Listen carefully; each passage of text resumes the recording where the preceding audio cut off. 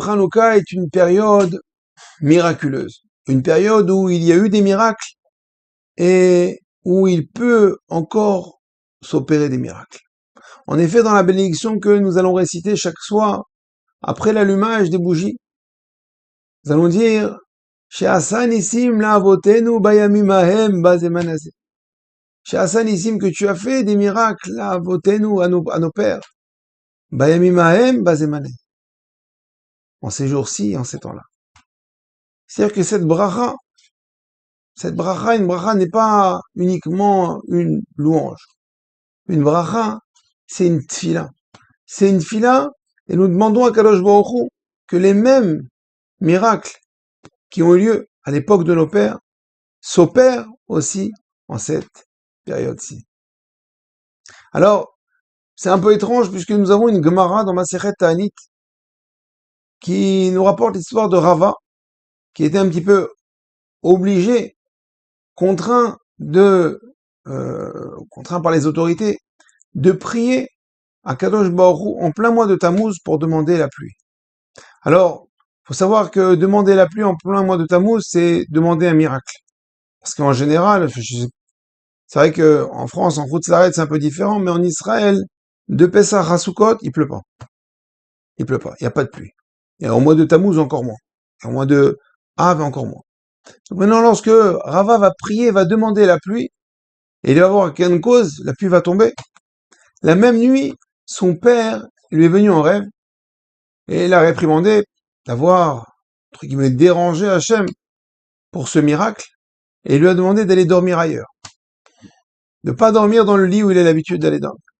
Et le lendemain matin, donc il dort ailleurs et il retourne chez lui, dans sa maison, et voit dans son lit des coups de couteau. Et là-bas, on dit que le Malach Hamavet, l'ange de la mort, est venu pour le tuer.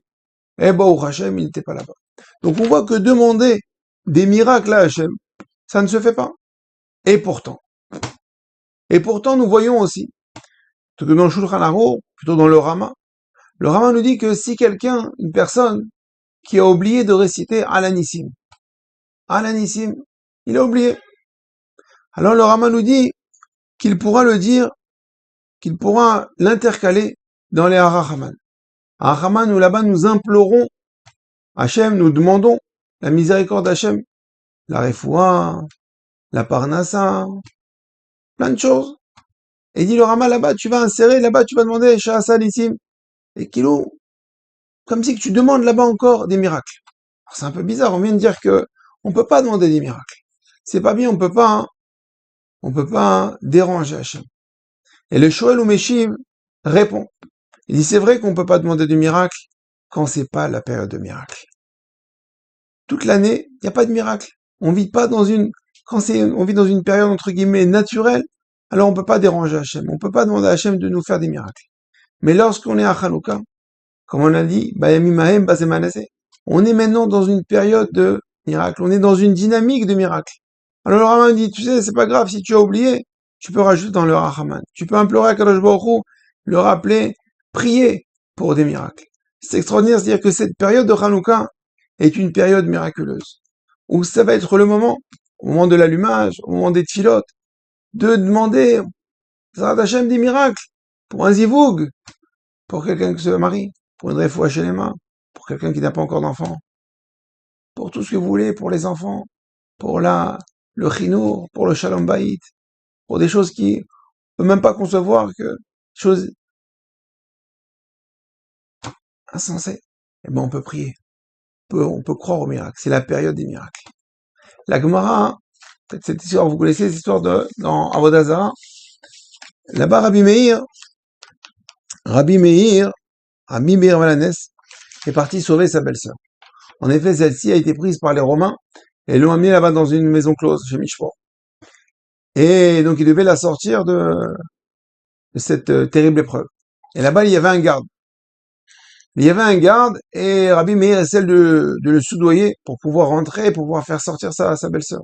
Et lui dit, non, c'est impossible, je te la fais pas sortir, on va me tuer. Alors il lui propose de l'argent. Bon, il essaie les négociations, et lui dit, de toute façon, ça sert à rien, de toute façon, si tu ne donnes cet argent, ils vont s'apercevoir que je l'ai fait sortir. Et si je l'ai fait sortir, ben, ils vont me tuer, donc cet argent ne me servira à rien. Et Rabbi Meir lui dit, écoute-moi bien. je vais te dire une phrase.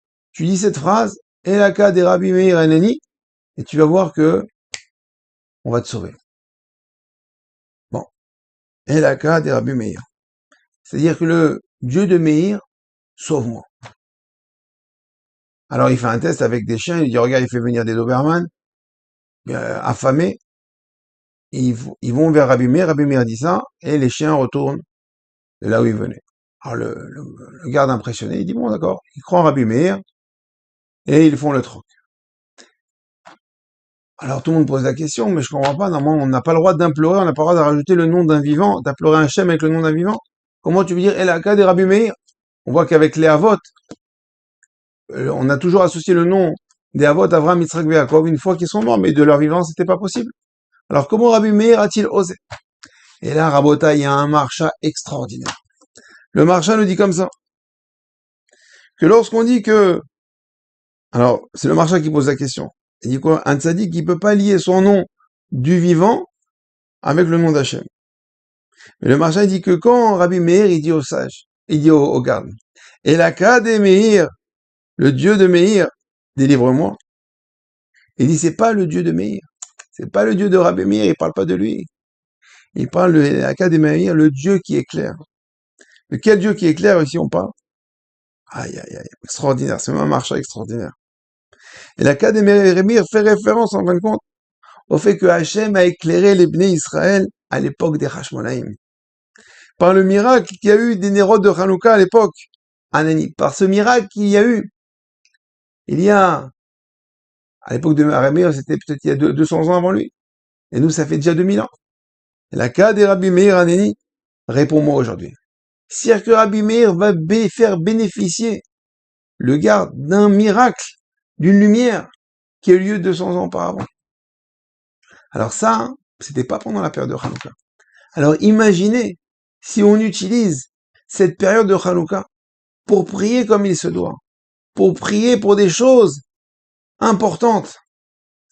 Combien on risque d'être, Bezrat Hashem, agréé et récompensé.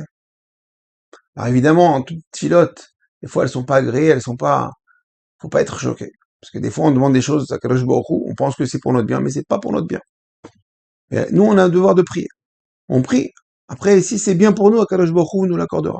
Si c'est pas bien pour nous, c'est que c'est pas bien pour nous. En tout cas, nous on a ici aujourd'hui, pendant 8 jours.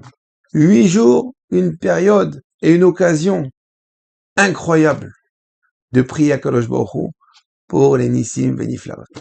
Alors, Abodai, ne perdez plus de temps. Après l'allumage des bougies, ne partez pas. C'est le moment de rester à côté des bougies. C'est le moment de regarder les bougies, de regarder cette flamme miraculeuse qui s'allume et qui monte vers le haut. Regardez les nérotes avec votre femme, votre mari, vos enfants, votre famille. Profitez de ce temps-là. Ne vous jetez pas directement sur un beignet ou une bonne boule au miel. Attendez encore 10 minutes, un quart d'heure, 20 minutes. C'est le moment de prier. Les lumières elles doivent rester allumées pendant au minimum une demi-heure. Alors vous aussi, allumez-vous une demi-heure près de la Ménorah. Allumez votre cœur, parlez à Hachem. Vous êtes seul face à la lumière, face à Hachem. Profitez-en. Alors je vous dis bonne fête de Hanouka, bonne filote et à très bientôt. Kol Tov.